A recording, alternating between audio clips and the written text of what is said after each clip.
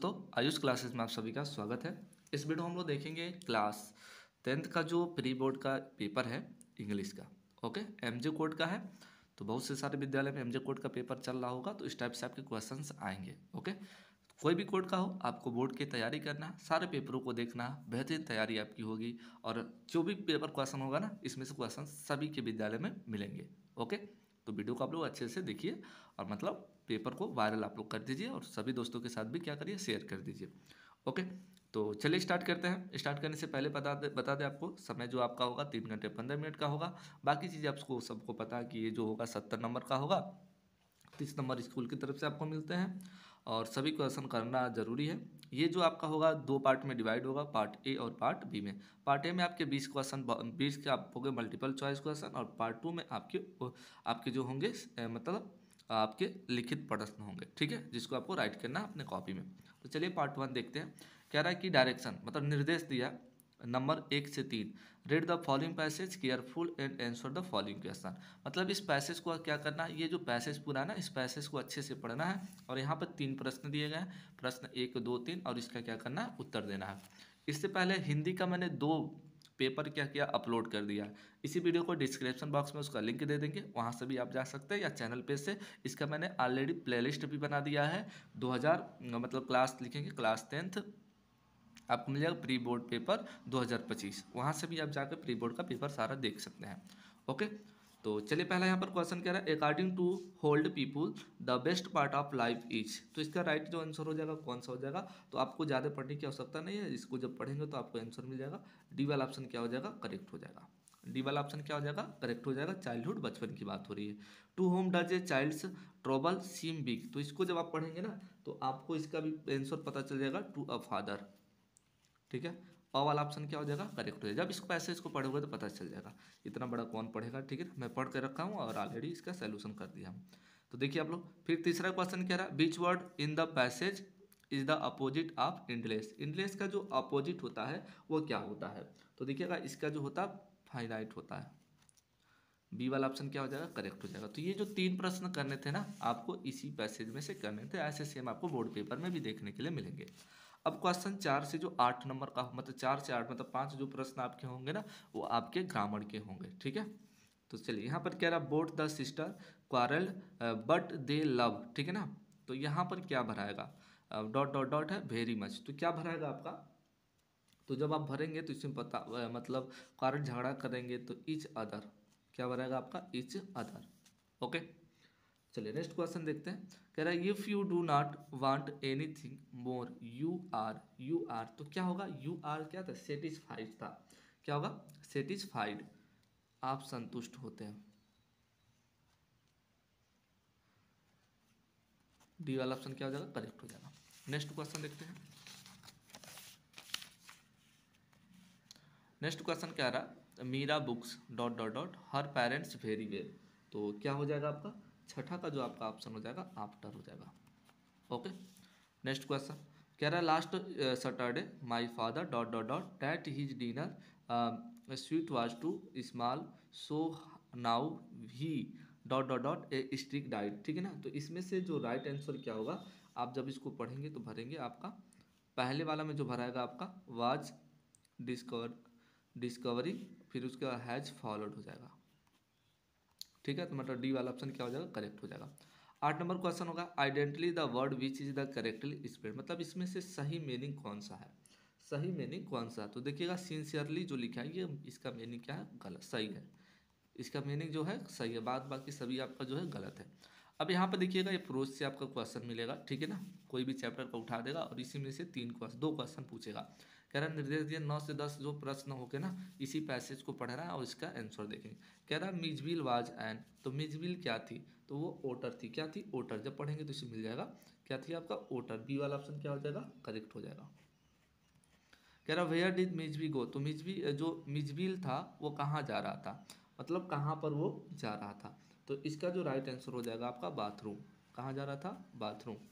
Clear, ये आपका हो गया। फिर 11 नंबर क्वेश्चन आपका होगा, ये प्रोज से आपके 3 प्रश्न मिलेंगे।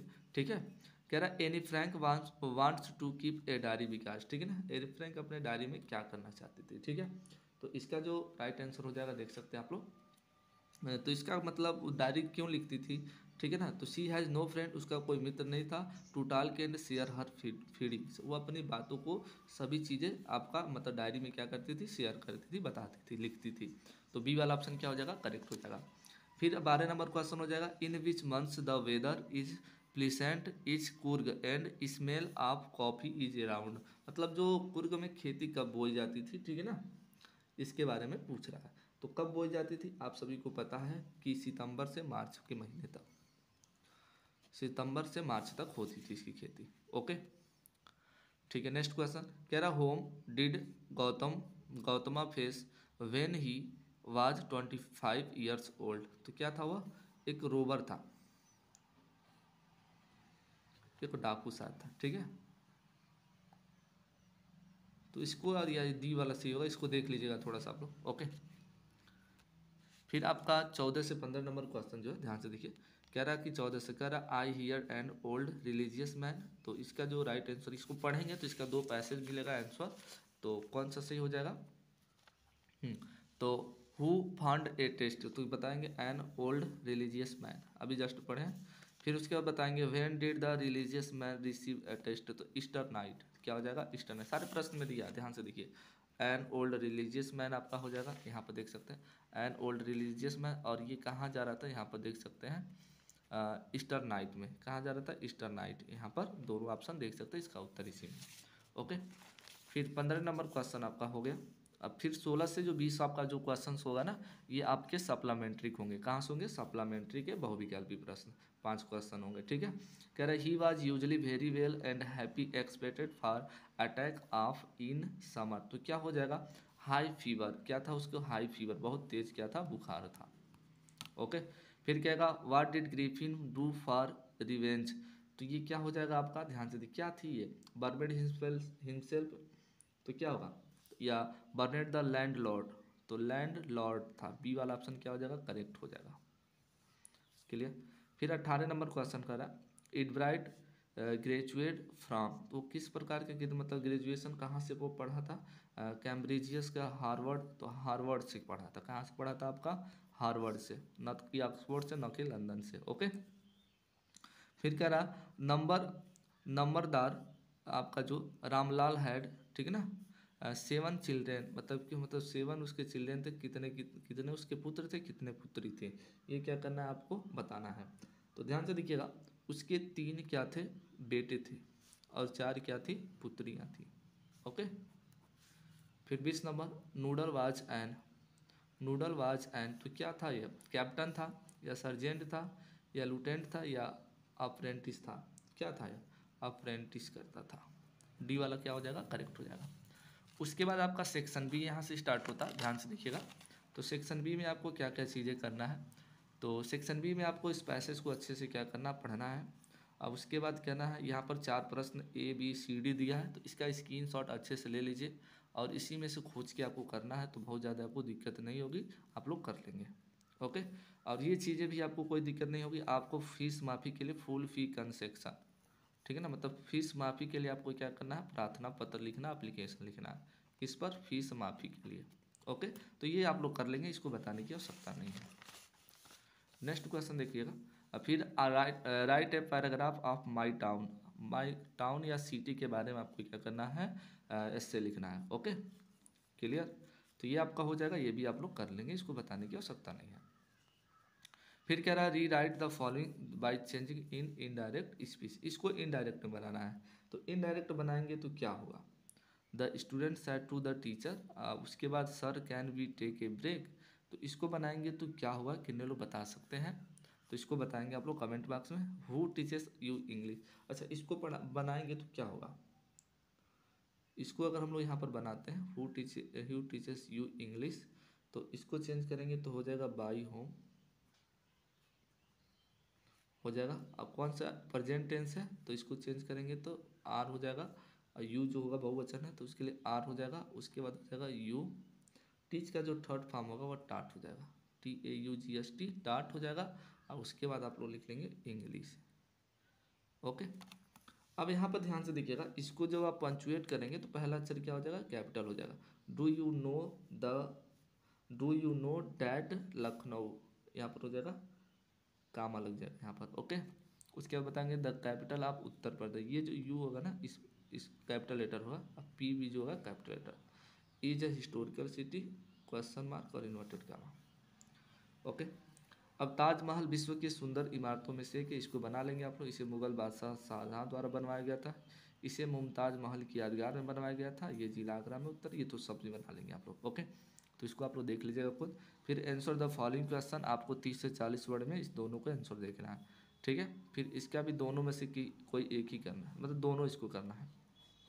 ओके, फिर इसमें से एनी वन कह रहा, कोई एक आपका क्या करना, प्रश्न का उत्तर देना। What did Buddha say about death and suffering. फिर कह रहा है कि दोनों में से कोई write down the character sketch of Natalia का कैरेक्टर स्केच आपको बताना है, ठीक है।